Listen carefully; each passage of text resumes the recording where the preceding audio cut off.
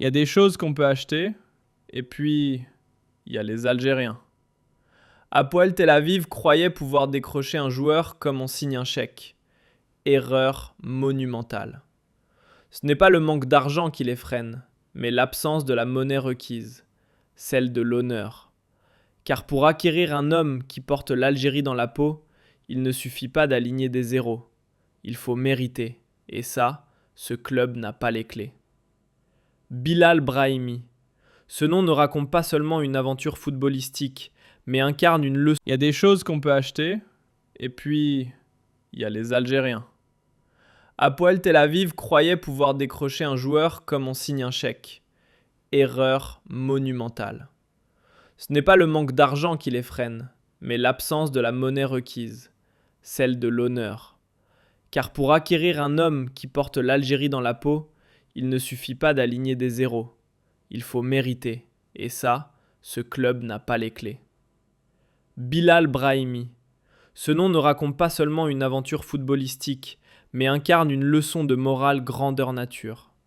Alors que son passage au Brésil chez Santos tirait sa révérence, l'approche israélienne a tenté de se faufiler dans la brèche d'un moment délicat.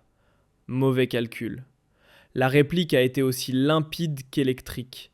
L'identité algérienne ne se négocie pas au rabais. Brahimi, nourri à la fierté de sa terre et à l'âme de sa cause, ne voit dans les pelouses de Tel Aviv qu'un décor sans âme, un lieu sans résonance, une scène à laquelle il refuse d'appartenir.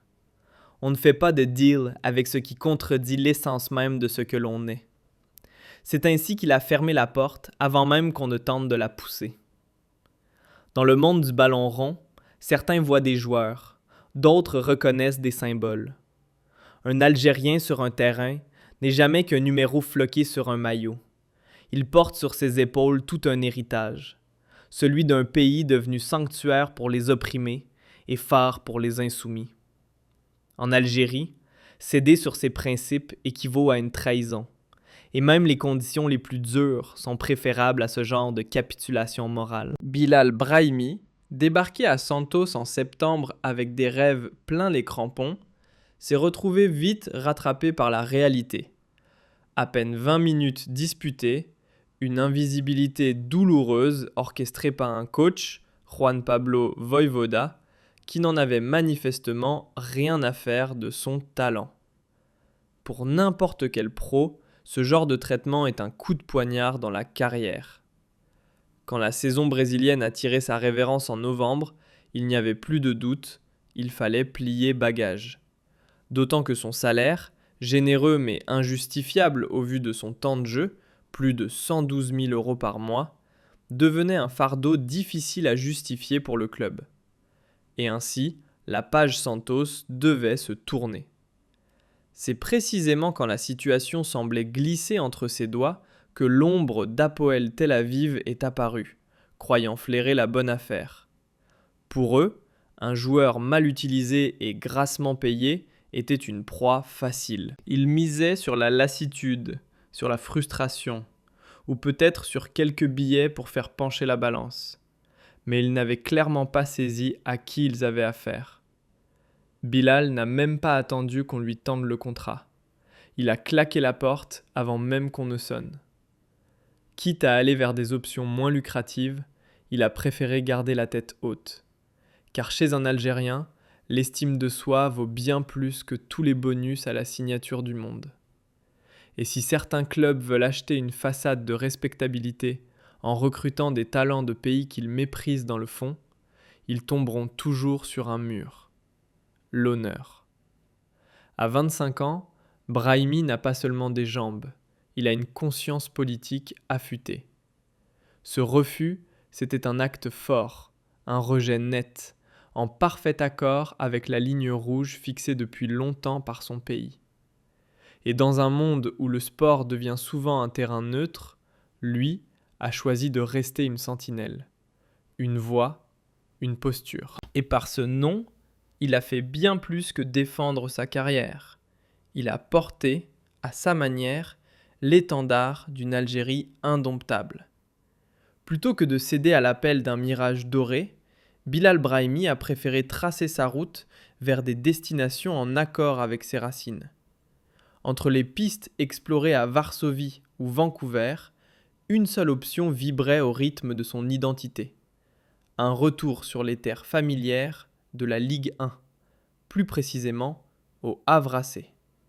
Et visiblement, les discussions entre les deux clubs avancent dans le bon sens. Certains ironisent sur le contraste. D'un côté, les plages ensoleillées de Tel Aviv, de l'autre, le ciel souvent gris et l'humidité salée du Havre, cité portuaire que d'aucuns décrivent comme l'une des plus ternes de l'Hexagone.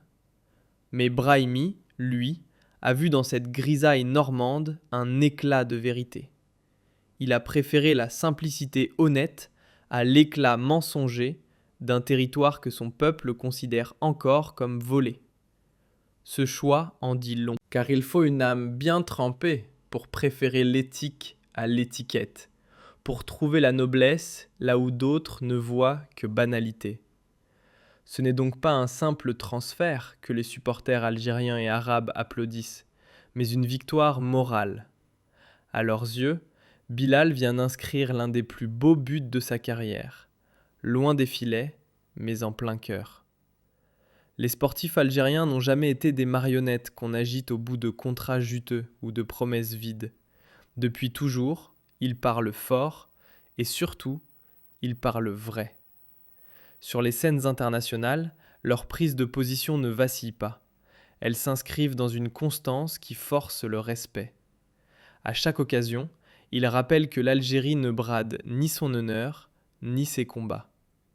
Alors quand Hapoel Tel Aviv a tenté d'infiltrer cette muraille avec une offre de prêt de 6 mois, le coup était aussi grossier qu'inefficace. La réponse ? Un non sans détour, un refus aussi tranchant qu'un cri né de l'orgueil et de l'histoire. Ce genre de réaction, ça ne s'improvise pas. Elle prend racine dans des générations entières trempées dans l'idéal, formées dans le creuset de lutte, d'exil et de conviction. Car en Algérie, qu'on soit sur les chantiers, dans les amphis ou sur une pelouse à l'autre bout du monde, le devoir envers la patrie et envers la Palestine n'est pas un slogan. C'est un héritage vivant, tatoué dans chaque conscience. Des murmures venus du vestiaire jusqu'aux gros titres de la presse brésilienne, tout concorde. Santos voulait alléger sa masse salariale, et Bilal Brahimi en faisait partie. Mais malgré cette volonté de s'en séparer, le club a choisi de respecter un point crucial. Laisser l'Algérien libre de choisir sa route. Car même en période de purge budgétaire, on ne force pas la main à un homme forgé par la dignité. Et justement, c'est en France, là où il avait déjà laissé son empreinte, que Brahimi a décidé de rallumer la flamme. Direction Le Havre. Un retour stratégique dans un environnement familier, loin du tumulte sud-américain et des tractations douteuses. Le climat est au beau fixe entre les dirigeants havrais et leurs homologues brésiliens. Tous veulent offrir à ce talent incompris une scène à sa mesure. Mais au fond, ce transfert ne raconte pas seulement l'histoire d'un joueur. Il porte un message clair. On ne met pas de prix sur l'intégrité. Israël pensait pouvoir séduire un homme de valeur avec quelques zéros. Ils ont appris que l'Algérien ne se monnaie pas. Il s'honore. Sa fierté n'est pas cotée en bourse et sa loyauté n'a pas de code-barre. Ce geste a scellé sa place dans le cœur des supporters. Son passage à Santos, aussi tourmenté soit-il, n'est qu'un chapitre parmi tant d'autres dans une trajectoire marquée par le respect de soi. Brahimi nous rappelle que le footballeur algérien est un enfant de son peuple. Il n'accorde rien quand il s'agit de souveraineté ou d'honneur. Et quand il enfile le maillot national, ce n'est pas juste un uniforme de match, c'est un serment silencieux. celui de ne jamais fléchir, même quand les offres pleuvent. En fin de compte, l'épopée brésilienne de Brahimi et son refus ferme envers l'État sioniste resteront dans les mémoires comme une démonstration éclatante. La vraie force de l'Algérie, ce n'est ni dans les armes, ni dans l'économie. C'est dans sa capacité à dire non avec grandeur. À l'heure où tant de joueurs troquent leur intégrité contre des contrats en or, Bilal Brahimi, lui, a choisi de rester debout. Il n'a pas couru après le clinquant ni succombé à l'appel des dollars. Il a préféré le silence d'une ville modeste en France au vacarme hypocrite d'un lieu dont il refuse de reconnaître l'existence. Par ce simple choix, il a rappelé que l'honneur algérien n'est pas à géométrie variable. Les principes, pour lui, ne se négocient pas. Ils s'assument, même dans le froid du Havre. Et quand il enfile ses crampons, c'est tout un peuple qu'il représente. Pas seulement un footballeur, mais un fils d'une terre façonnée par le sang de plus d'1,5 million de martyrs.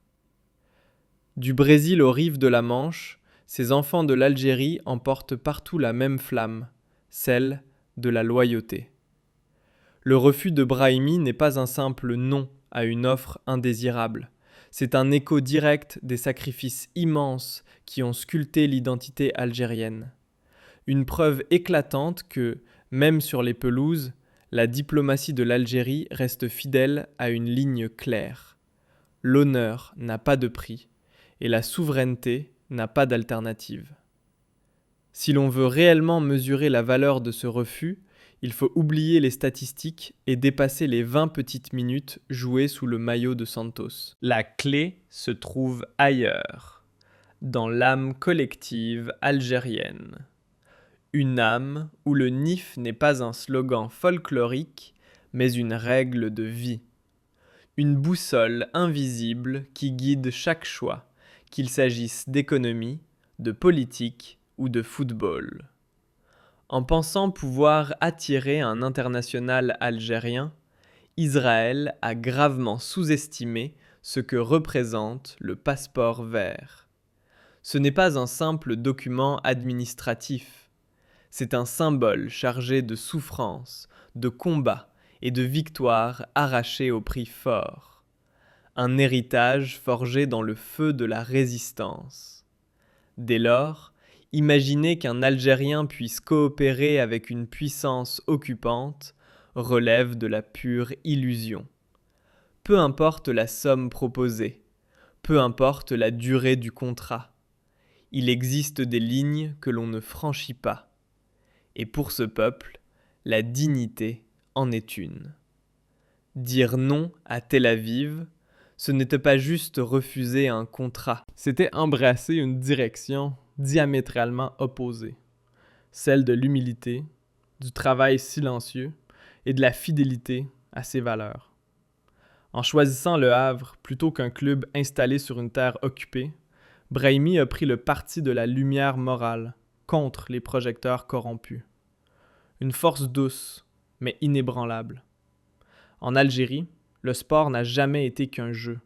C'est un levier de lutte, une prolongation naturelle de l'esprit révolutionnaire.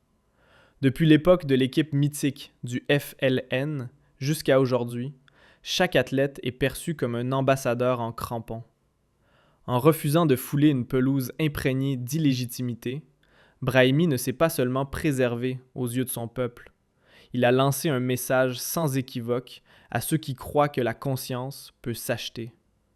Car on ne trahit pas un héritage pour quelques minutes de jeu ou un supplément sur la fiche de paie. Le peuple algérien ne connaît que trop bien la douleur de ceux qui subissent l'injustice.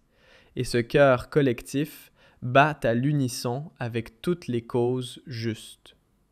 Ce n'est donc pas un simple refus, mais le reflet d'une éducation nationale où la dignité s'apprend dès l'enfance comme on apprend l'alphabet. Et même si les statistiques de Brahimi ne font pas la une des journaux, ce geste de résistance restera gravé dans la mémoire populaire. Les dribbles s'oublient, mais se tenir debout face à la tentation, ça, on s'en souvient pour toujours.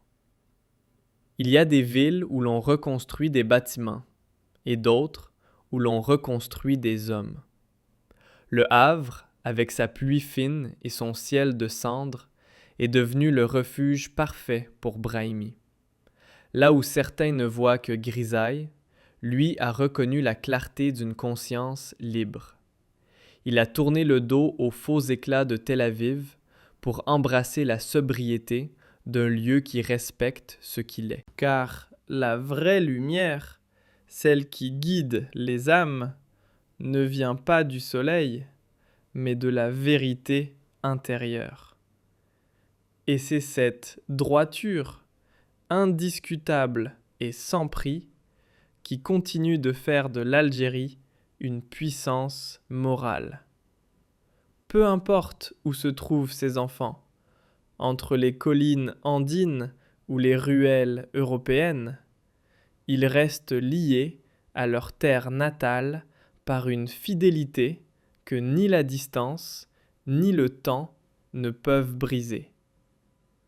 Le geste de Brahimi est un électrochoc pour ceux qui pensent que le football moderne s'est entièrement vendu aux plus offrants. Il rappelle qu'il reste une exception, l'Algérien, pour qui l'amour du drapeau vaut plus que tout. En claquant la porte à l'opportunisme, Brahimi a ouvert celle de la postérité.